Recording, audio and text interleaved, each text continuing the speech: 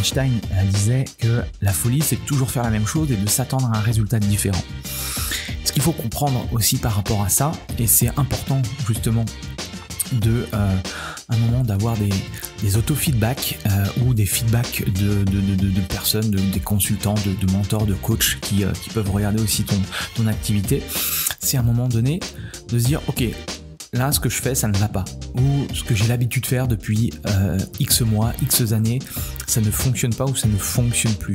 Et il va falloir changer des choses, parce que si tu refais cet exercice là le 31 décembre et que tu gardes en fait ta même ligne de conduite, si tu ne changes pas quelque chose, ne t'attends pas du coup à avoir des résultats meilleurs. Ok, ça c'est le grand principe. On le voit aujourd'hui dans notre société.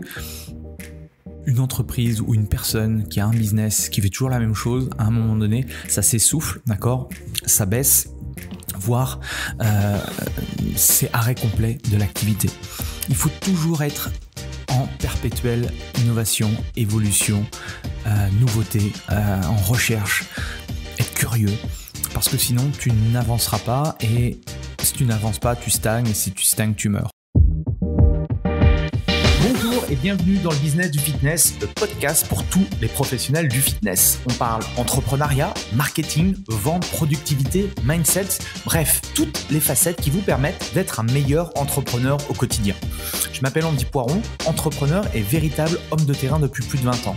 J'ai touché à plusieurs domaines dans le fitness, instructeur fitness, commercial, manager de club, personal trainer. Et aujourd'hui, depuis plus de 10 ans, je suis propriétaire de Away, un centre de coaching et d'une box CrossFit. Vous avez été nombreux à apprécier mon nouveau format Into My Brain, où je partage soit mes pensées de la semaine ou soit je réponds à l'une de vos questions. J'ai donc décidé d'en faire une rubrique à part entière dans ce podcast. Pour m'aider à promouvoir le podcast, pensez à le partager à vos amis entrepreneurs et mettez un avis 5 étoiles et un commentaire positif. Cela permettra de promouvoir ce podcast. Bref, je laisse place à cette nouvelle capsule et bonne écoute. Bienvenue sur le podcast Le Business du Fitness, et dans cette rubrique Into My Brain, épisode déjà 61, on va ensemble faire un état des lieux de notre année 2023. Alors, à l'heure où je tourne cet épisode, on est en juillet, on est le 4 juillet, d'accord ? Ça fait 6 mois qu'on a démarré 2023, ça fait plus précisément 181 jours qu'on a démarré cette nouvelle année. Et la question que j'aimerais te poser, c'est où est-ce que tu en es aujourd'hui, d'accord ? Je pense comme beaucoup, le 1er janvier, tu as couché sur papier tout un tas d'objectifs que tu voulais accomplir. Et l'idée, et je pense que c'est important, je te partage ça parce que j'ai également fait ce travail-là personnel et je pense que ça peut également t'apporter des choses, c'est de se poser la question, de prendre un petit peu de recul, de poser son ordi, de poser un peu son business et de voir un petit peu où on en est, d'accord ? L'idée, c'est pas de s'auto-flageller, c'est pas de se dire je suis le meilleur, c'est plutôt à un moment, un instant T, et j'aime bien le faire 2 fois par an. Là, on est à mi-parcours, c'est de se poser la question, ok, on dit, est-ce que je suis sur la bonne route ? Si c'est le cas, excellent, d'accord ? Ça veut simplement dire que tu es bien parti, que si tu continues comme ça, tu vas atteindre les objectifs, tous les objectifs que tu t'es fixés. Donc, ne relâche pas tes efforts, mais c'est plutôt très positif et ça peut te donner un élan de motivation supplémentaire pour continuer à avancer. Au contraire, peut-être que tu es un peu perdu aujourd'hui, peut-être que tu n'as pas réussi à mettre en place tout ce qu'il était possible de mettre en place dans ton business, peut-être qu'aujourd'hui tu n'arrives pas à passer à l'étape supérieure. Alors, no stress, pas de problème par rapport à ça. Même chose, il faut prendre du recul, il faut se poser surtout les bonnes questions. Okay, sache que tu as encore 6 mois devant toi, donc la question à te poser c'est qu'est-ce que tu vas faire ? Est-ce que tu vas rester dans les mêmes prédispositions ? Est-ce que tu vas faire exactement la même chose ? Parce que Albert Einstein disait que la folie, c'est de toujours faire la même chose et de s'attendre à un résultat différent. Ce qu'il faut comprendre aussi par rapport à ça, et c'est important justement de un moment d'avoir des auto-feedbacks ou des feedbacks de personnes, des consultants, de mentors, de coachs qui peuvent regarder aussi ton activité, c'est à un moment donné de se dire ok, là ce que je fais ça ne va pas, ou ce que j'ai l'habitude de faire depuis X mois, X années, ça ne fonctionne pas ou ça ne fonctionne plus. Et il va falloir changer des choses. Parce que si tu refais cet exercice-là, le 31 décembre, et que tu gardes en fait ta même ligne de conduite, si tu ne changes pas quelque chose, ne t'attends pas du coup à avoir des résultats meilleurs. Okay, ça, c'est le grand principe. On le voit aujourd'hui dans notre société. Une entreprise ou une personne qui a un business, qui fait toujours la même chose, à un moment donné, ça s'essouffle, d'accord, ça baisse, voire c'est arrêt complet de l'activité. Il faut toujours être en perpétuelle innovation, évolution, nouveauté, en recherche, être curieux, parce que sinon tu n'avanceras pas, et si tu n'avances pas, tu stagnes, et si tu stagnes, tu meurs. Okay, donc, c'est un peu ce que je rencontre. J'ai l'occasion, grâce à ce podcast notamment, grâce à toutes les conférences, toutes les webconférences, tous les événements où je suis invité, de rencontrer beaucoup de coachs, beaucoup de managers, des propriétaires de clubs, de box, de studios. Et souvent, ils n'ont pas envie d'investir. Alors, souvent le frein c'est « ouais, mais là c'est compliqué déjà au niveau de l'argent, je ne peux pas investir ». Bah, dis-toi que si tu fais pas l'effort, même dans cette période-là où c'est compliqué, demain, tu vas arrêter. Demain, tu ne pourras pas tenir. Donc, à un moment donné, c'est de se mettre devant le fait accompli et de vouloir bousculer les choses, de vouloir faire des choses. Okay, donc, faire toujours la même chose, c'est attendre, en fait, à un moment donné, de se dire, d'avoir le déclic. Vous n'allez pas, en fait, avoir le déclic, vous réveiller en pleine nuit à 3h du matin et vous dire « Waouh, j'ai l'idée révolutionnaire qui va changer l'industrie, mon industrie, qui va changer l'industrie du fitness et qui va changer mon chiffre d'affaires et mes revenus. » Ça ne marche pas comme ça. Okay, moi, ce que j'ai à vous proposer aujourd'hui, c'est un exercice beaucoup plus terre à terre, une prise de conscience et un exercice d'auto-évaluation. L'auto-évaluation, le faire régulièrement, comme je vous disais tout à l'heure, c'est un outil précieux pour comprendre où tu es à l'instant T, d'accord, et où est-ce que tu veux aller. Et ça permet en fait d'être conscient de ses succès, ça permet d'être conscient aussi de ses échecs, ou en tout cas des points à améliorer, et ça permet justement d'avoir une manière assez proactive de progresser. En plus de ça, là on va avoir une période charnière entre juillet et août. Il va falloir bien aborder le virage. Parce que, même chose, même si l'activité est censée ralentir, on peut quand même générer du business. On peut continuer à faire du chiffre. Okay, donc c'est important. Il y a 5 grands thèmes. En 1, premier thème, ce que tu as accompli. En 2, ce que tu as appris. En 3, quelle expérience as-tu eue. En 4, les relations que tu as nourries. Et en 5, les questions intéressantes. Alors, il y a certaines questions que je vais vous partager. C'est des questions que j'ai vues chez les uns et les autres qui me semblaient intéressantes et j'ai essayé de me faire une certaine structure pour moi. Donc, thème numéro 1, ce que j'ai accompli.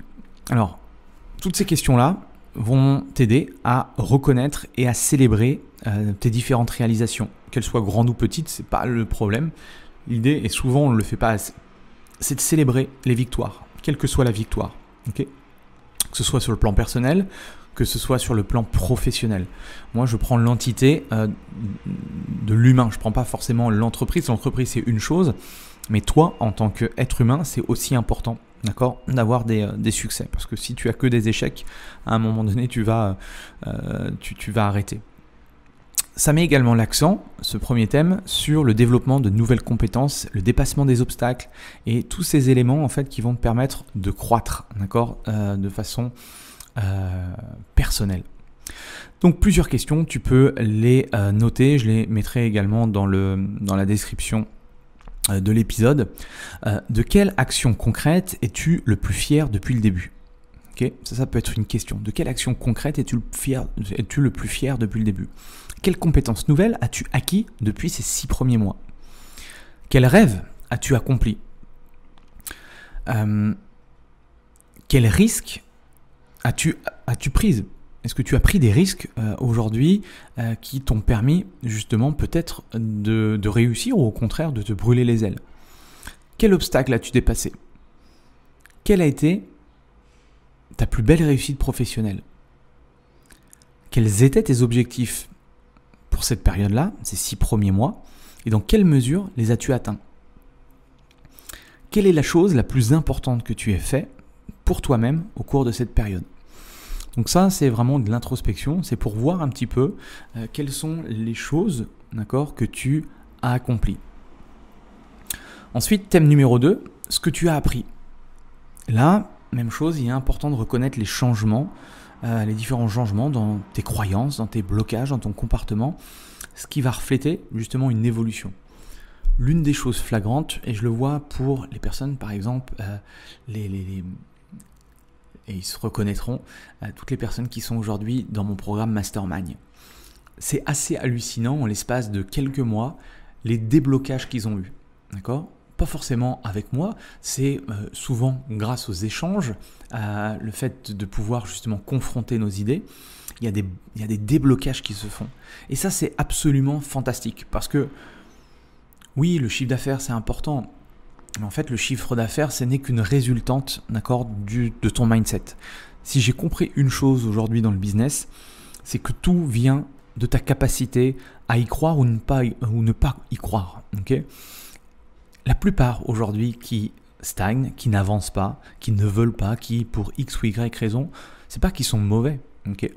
C'est que ils ne veulent pas, ou en tout cas, ils n'ont pas les clés pour débloquer certaines choses dans leur cerveau.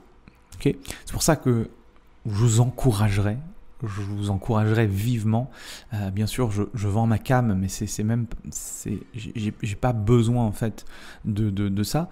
Mais si vous participez, si vous avez la chance de participer à mon accompagnement, à mon mastermind, vous verrez que vous serez une personne, en 1 an, vous serez une personne complètement transformée. Alors c'est difficile à vous expliquer une nouvelle fois. Il faut vraiment rentrer dans le processus et se mettre justement à vouloir changer, qui va vous permettre en fait de vous dire « Ah mais en fait, oui, il y a des déblocages qui se font, il y a des ventes qui se font, il y a des nouveaux pricing qui se font simplement parce que vous avez cassé quelques croyances. » Donc plusieurs aspects, d'accord, ici. De quelles croyances t'es-tu libéré, par exemple? Ça pourrait être une question. Comment as-tu changé? Quel nouveau comportement tu as mis en place? Quel changement, par exemple, sur ta santé tu as mis en place? Quand as-tu dit non pour la première fois ou quand tu as dit non peut-être plus de fois? Par quelle action ou pour quelle action n'as-tu pas trouvé de temps? Quelles sont les 3 principales leçons que tu as apprises au cours de cette période? Et quelle a été la réalisation la plus surprenante que tu as eue sur toi-même?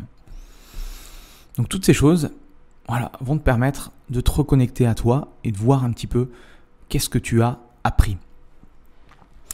Thème numéro 3, toutes les expériences que tu as eues. Alors ces questions, elles vont te permettre de réfléchir à des expériences mémorables et significatives. Et c'est pour ça aussi que, en tout cas pour moi, que l'on vit, c'est pour vivre ces choses-là, d'accord ? Gagner de l'argent, pour gagner de l'argent et l'avoir sur son compte en banque, ça ne sert pas à grand-chose. D'accord ? Se créer la vie qu'on a envie, ça c'est extrêmement puissant. Et ça vaut tout l'or du monde. D'accord ? Alors bien sûr, il faut une certaine liberté, il faut avoir l'occasion de faire des choses qui nous plaisent. Et en plus de ça, si on a suffisamment d'argent pour ne plus avoir de stress mental par rapport à ça, pour assurer nos arrières, pour assurer notre patrimoine, l'avenir de nos enfants, c'est encore mieux. Okay ? Donc ça permet vraiment de poser les bases. Et c'est une bonne occasion de te souvenir des moments de joie, des moments d'apprentissage, même peut-être de regret aussi, et de comprendre en fait ce qui a influencé tout ce parcours-là. Donc, quels sont les lieux que tu as découverts depuis 6 mois? Quelle expérience intense et inattendue as-tu vécue? Quel est le meilleur film, le meilleur livre, la meilleure série TV, le meilleur repas que tu as eu? Dans quelle expérience as-tu eu le plus de plaisir? Quel regret as-tu eu pour l'instant? Quelle a été l'expérience la plus enrichissante sur le plan personnel que tu aies vécue? Quelle expérience t'a le plus sorti de ta zone de confort? Donc toutes ces questions, même chose, vont te permettre de prendre du recul par rapport à tout ça. Thème numéro 4, relations que tu as nourries. Les relations sont une partie importante de notre vie, ok ? Même si tu es quelqu'un de casanier, même si tu es quelqu'un d'introverti, si on regarde la pyramide de Maslow, il y a un moment donné, le côté social est quand même important. Le fait de connecter avec les autres, c'est aussi important. Alors, il y en a qui sont plus dans l'ouverture, il y en a qui sont un peu plus en retrait. Néanmoins, les relations, en fait, forgent qui tu es, forgent aussi ta capacité à prendre des bonnes décisions, capacité à réfléchir, capacité justement à voir en dehors du cadre. Et tout ça, c'est important. Et ces questions-là vont te permettre de réfléchir aux personnes qui ont eu un impact significatif sur toi et sur les relations que tu souhaites développer davantage. Donc, par exemple, quelle est la personne qui t'a le plus touché depuis ces 6 premiers mois ? Pour quelle rencontre tu as le plus vibré et pourquoi ? Pour qui n'as-tu pas pris assez de temps et pourquoi tu ne l'as pas fait ? Okay ? Toutes ces choses-là, en fait, c'est les relations que tu as nourries depuis le début d'année. Et on finit avec le thème numéro 5, tout ce qui est questions intéressantes. Donc, c'est des questions un peu plus créatives, introspectives pour t'aider justement à donner un peu plus de sens à ce début d'année, à réfléchir à des aspects un peu plus complexes, d'accord ? Elles peuvent également aussi peut-être définir ou redéfinir certains objectifs et tes priorités pour la fin d'année. Donc sur ces 6 premiers mois, et ces 6 premiers mois, et si ces 6 premiers mois étaient un film, quel en serait le titre et pourquoi ? J'aimerais bien que tu m'envoies, alors si tu es sur le groupe WhatsApp, j'aimerais bien que tu me partages ça parce que ça serait intéressant de savoir. Quelles questions difficiles sont restées sans réponse ? Quel objectif gardes-tu en tête lorsque tu ne vois pas le bout du tunnel ? Pourquoi tu n'as pas pris assez de temps ?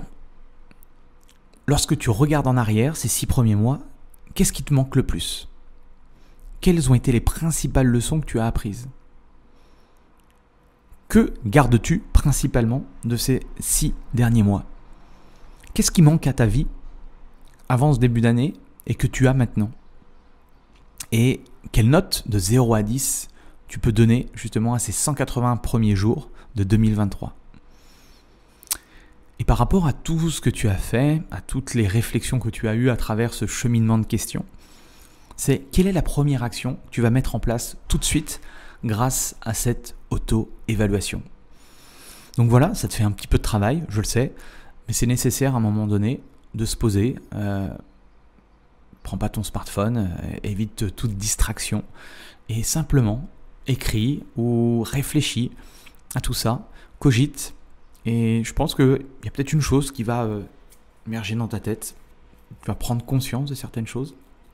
Peut-être que tu te diras aussi que c'est peut-être intéressant de contacter Andy, de me contacter pour voir si on peut faire quelque chose ensemble. Bref, je te laisse cogiter, je te laisse réfléchir à tout ça, je te laisse noter les choses. En tout cas, j'ai été ravi de pouvoir te partager cette auto-évaluation, cet auto-feedback. Merci à toi. Si tu as apprécié, n'hésite pas à me laisser un petit commentaire, un petit 5 étoiles, ça fait toujours plaisir. Sinon, on se retrouve sur le groupe WhatsApp, si tu n'es pas encore sur le groupe WhatsApp ou sur la newsletter. Et on se dit à samedi pour un nouvel interview. Merci et à très très vite. Allez, salut. Voilà, c'est fini pour aujourd'hui. J'espère que l'épisode vous a plu. Merci d'avoir passé ce moment en ma compagnie. 2 petites choses avant de vous quitter. Si vous cherchez les notes de l'épisode ou que vous voulez tout simplement me contacter personnellement, allez sur mon site andypoiron.com. Donc tout attaché, www.andypoiron.com. Vous trouverez toutes les informations nécessaires. Et dernière chose, et c'est la plus importante pour moi, si vous voulez m'aider à promouvoir ce podcast, vous mettez un avis 5 étoiles sur Apple Podcast. Si vous regardez cet épisode sur YouTube, pensez à liker et à vous abonner à ma chaîne YouTube et pensez à en parler autour de vous, pensez à en parler à vos amis ou à vos collègues dans le fitness. Ça permettra véritablement à ce podcast d'avoir beaucoup plus de visibilité. Voilà, en tout cas, merci, à très vite pour le prochain épisode.